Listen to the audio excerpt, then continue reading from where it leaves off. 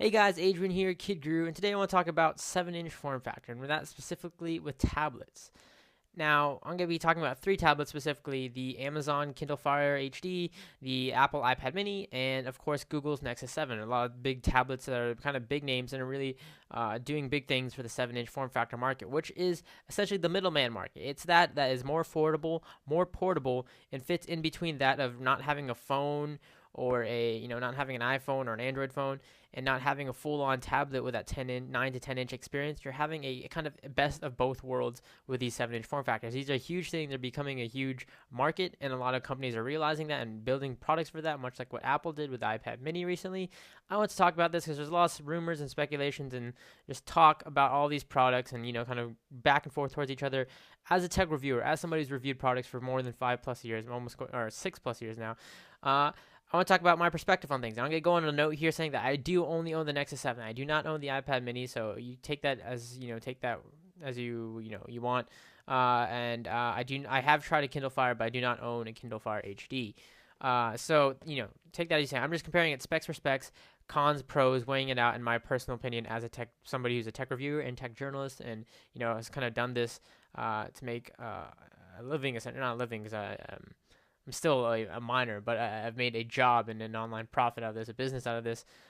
So with that, let's go ahead and jump into the tablet industry, or the tablets here.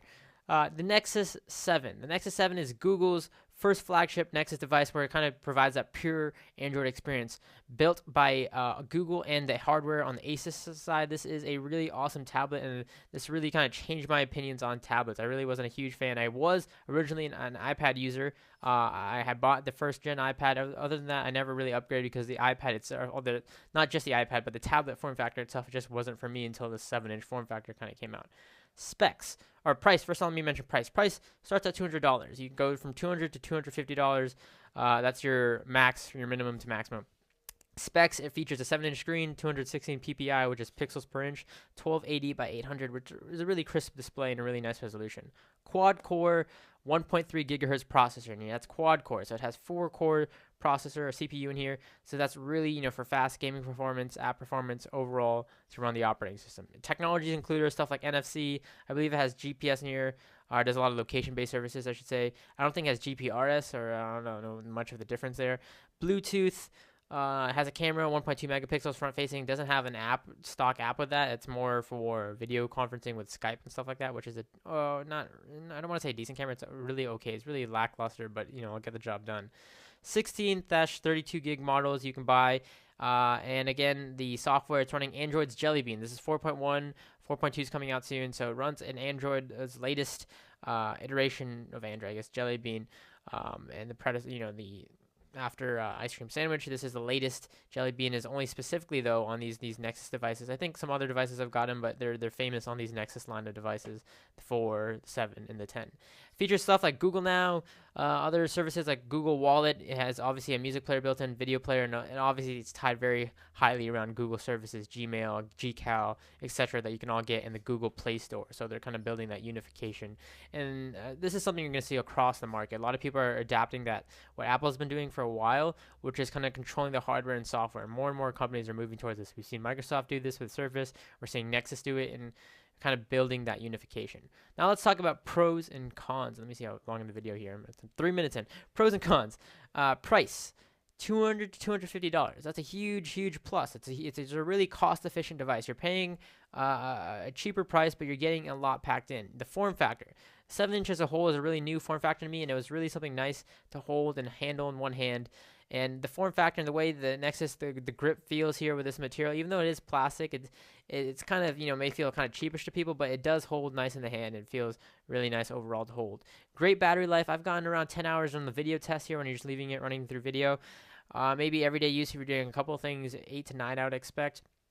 And obviously, it may be a pro in itself that it runs Android if you are an Android user, or if you're somebody who wants to try Android. Android is obviously a different experience from iOS, so both are always pros in their own experience. They run different operating systems, thus they'll perform differently. Cons: the app market. The app market isn't as developed as iOS, and they do have tons of apps and they're matching apps. But people tend to say, yeah, Android though is matching iOS, Apple's App Store. But when it comes to sales and developers profits, that is, Apple is highly ahead in that industry. They took on leaps and bounds in that industry to kind of make sure they stay ahead, and it just doesn't have the featured apps that Apple just quite has. It does have a lot of apps. Not to say it doesn't have any apps, but it doesn't have those featured apps, those exclusive apps, as much as the other markets out there. And though it does have a lot of open and cool apps that you wouldn't be able to get on an iPad, it's the app market. There's some issues. A lot of people talk about the phablet UI, which is that of phone and tablet oriented apps. You'll see a lot of that stuff written on the internet. Build quality issues. A lot of line of Nexuses had build quality issues. Maybe it's more to blame on Asus side. I was one of them. I had a screen issue, which tons of people had, where the bezel doesn't sit right. I had a volume rocker issue where I don't have tactile feedback on my down button. Obviously, this is more of a plasticky like material. You're not getting that metal grade material, so you are paying less. And you should expect, the price that you pay for. But again, even if you're paying cheaper, it doesn't necessarily mean a company should kind of dim down on the quality and the build, the experience that goes into a device like this. Because this is a really awesome device, but that whole bad experience I had with it kind of killed my mood when I first bought it. There is a learning curve, and I'm saying this just because Android is a smaller percentage of the market. It is a smaller, less known device out there in terms of the usability of it and all that, and to the common consumer, because a lot of people talk about power user, what we want and all that. We're a small majority of the market. There's more common consumers out there than there is us. It's a huge market, and as a business, as somebody who runs a business, the business side of me talking, that's what companies appeal to. The whole they appeal to that of the majority of the market, because that's just that's a smart thing to do as a business. You appeal to those who you're going to make more of a profit off of. And anybody who thinks that it's not a company's job to make a profit off of the user, that's the main goal of a business, to make money, to make sure that they're selling more than they're producing, and that if they're spending more, or they're making more than they're spending on certain devices. So at the end of the day, you need to realize that it is about the common consumer, and it is about the business making money. So there is going to be a learning curve for those of you who are not Android centric and who do not have these sort of devices in your house, and you won't be able to sync it with a lot of common things that are being used out there like iTunes, etc., etc. Okay, so let's jump over to the other side of the market. Recently came out the Apple iPad Mini. This is Apple's jump into the 7-inch form factor market. Did they need to do this? And not necessarily they needed to do this, because Apple by itself is a huge profitable company. They are one of the number one profitable companies out there. I mean, a cash at hand compared to Google and Amazon, it's ridiculous the amount of cash Apple has in hand. So no, but they did come into this market, and a lot of people are claiming they're coming in here to swoop off the Android users, and because they did this whole comparison of the Mini versus the Nexus 7. I think personally, and you've heard a lot of other journalists talk about this, that's not the main objective of the iPad Mini. I think the main objective is to say that, and I think Phil Schiller said this well. He said, we didn't reinvent a new device, more that we didn't invent a new device, but we're like reinventing, making it better, and that you're taking an experience of an iPad and just putting it in a smaller form factor for this market that exists, this gap, the 7-inch people who don't want a full-on tablet, who want to spend less and get something more portable and have that same experience. That's where I think Apple as a company kind of came in and said, let's fill in this gap. And obviously, yes, we're going to profit off this. They want to profit off this. Again, anybody who's saying that they did this to make money, of course, that's what any company does. These products, whether it's a Nexus, Apple, whatever, they came into a market to capitalize as they can. And whether or not they're trying to steal Android users, I think more of their goal is just to win over the market, not really steal users away who are using the Nexus 7. Because people who are using this aren't really gonna, I own this, and I'll get an iPad Mini for a different reason, but you're not gonna really, just swoop over users to go return their Nexus 7 and go buy an iPad Mini.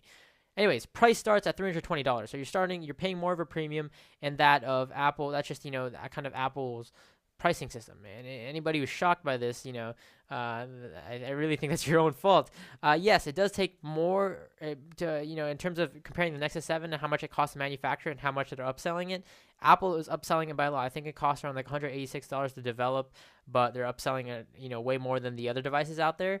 And you can get a lot more benefits and hardware on the other devices, but Apple you're buying into an ecosystem. You're buying into an environment that is well established. Let's look at the specs. 7.9 inch on the iPad Mini, 1024 by 768 resolution at 163 ppi. That is the same resolution that you're going to get on the iPad. That's a Con/Pro. We'll talk about that later on. A5 dual core 1 gigahertz, so it is lacking in terms of hardware specs compared to the Nexus 7. Lightning connector, 720p, 1080p video capabilities, cameras both back and front, 1.2 megapixels and 5 megapixels. Software-wise, it's running iOS 6 and iOS in general, I should say. Featuring Siri, the App Store, the iTunes Store, and obviously support for music, video, iBooks, iCloud, in the mail application, all that general Apple ecosystem, much like Google has their Google services. Now, the pros of this device: the unification. A lot of people tend to not overlook this unification. The common consumer will be able to use this with their iPhone, their iPad, iTunes. They don't even necessarily need to own an iPhone or an iPad to use this device. Obviously, it's just if they buy into that market, if they're buying their songs on iTunes, if one of the the number one music distributors out there, they can easily sync their stuff with this. They can sync their apps. They can sync their movies or music. And what's so ideal about that same resolution is that you have a resolution that is the same on both devices, the iPad and the iPad mini, so your apps will not be skewed or oriented in any different way. They'll run flawlessly across both devices. That can be viewed as a pro and con.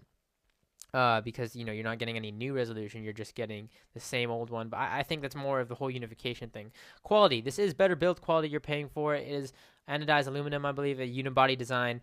You are going to get a better feel, whether or not it's personal preference, whether you like the feel of this, the Nexus 7 or the iPad mini in your hand, but it is obviously more solid of a build. It's great battery life. Apple's always had great battery life with their iPads. I think it touts that 10-hour usage. I haven't got to test it, so I can't talk for myself. And of course, it has iOS, which may be again a pro because of that unification. People are used to iOS, and iOS still hands down is the simplest user interface for a common consumer or for a consumer in general to use. It's simple, it's easy to navigate, and people who don't even aren't that tech savvy can easily navigate. Not to say they can't do this with Android, it's just Apple hands down wins in this simplification of minimalism interface. Cons: the resolution may be a con to some people. The Nexus 7 does have a higher resolution. iPad mini has the same resolution. And I think a lot of people are spoiled with the whole Retina, that they are, they tend to downplay the screen, saying that, it's not a great screen because people are so used to those Retina devices that they have. This isn't obviously going to, maybe they could have packed Retina, and I'm sure they'll pack it in the next iteration of this. But yeah, it doesn't have Retina, and it has the same resolution, so you can view that as a con as well. It's more of a closed system, but that's Apple in general. And the form factor: some people don't like the thinner bezels. And it's 7.9 inch, so it's pushing that 8-inch form factor. But some people may not like it wider necessarily in their hands, but you can hold that with one hand. You've seen many reviews, many people talk about that. That's Apple, what they touted and all of that. And it's all personal preference when it comes to that. And yes, it does have a thinner bezel than the Nexus 7, and your finger is more close to the screen. But what Apple does so well with that in iOS 6 is that they allow you to use, like, your thumb can rest on the screen while you scroll, while Android doesn't really handle that as well in terms of multi-touch gestures. All right, let's go into the Amazon Kindle Fire HD. This is Amazon's $200 price point tablet. They have varying options here: the Fire HD, the 8.9 inch. This is the 7-inch tablet, 7-inch HD display, 1200 by 800 resolution. It's a polarizing filter, so it allows for deep contrast and deep, rich colors in the screen. So yeah, touting the HD display. 1.2 gigahertz dual core. So this also is featuring a lower end processor. Not lower end, but dual core, not exactly quad core. Has a front-facing camera and some other unique features. Has a dual antenna for better Wi-Fi, data downloading, and all of that. Software: it's running a SKU of Android. I think last time I heard it was like 2.1 SKU or something like that. It's running a version of Android, and just kind of tied in only with Amazon services. Amazon services like movies, TV, song, etc. Facebook, Twitter, Gmail. These are kind of apps that are just kind of built into it. Pros of this: it has a marketplace, and it's building around that. It's building around you as an Amazon user, and Amazon has so much stuff, and they're a profitable company off of all the stuff they do. And if you are a user of that ecosystem and that of just Amazon, you buy with Amazon, you buy music, you buy products and all that, this does have a lot of features centered around that. You have choices. You have the 8.9, you have the 7-inch, you have a lot of different choices when it comes to the Amazon Kindle here. premium features, like I said, if you are like an Android Prime user, or Prime, is it Prime? Amazon Prime, sorry, Amazon Prime user, you get a lot of extra features with your Amazon Kindle here, and if you everything's it's providing that unified experience, much like Apple is, on a different level. Cons, it's limited. Yes, it runs Android, but you can't do everything. It's limited to that Amazon App Store. App selection isn't huge in the Amazon Kindle Fire. There's tons of stuff out there, but again, it's kind of like the same old apps that you would get elsewhere, and it's branded. You actually have to. There's those hidden fees, like I think $15 and $10 to remove certain ads out of the device. So I mean, anytime you need to pay to remove ads in a device, I mean, anytime you have to pay to remove ads in general, you consider that a more premium feature. But to brand it in an actual device is something that we haven't really seen lately, and this is, maybe how Amazon is making some extra profits off of such a cheap device.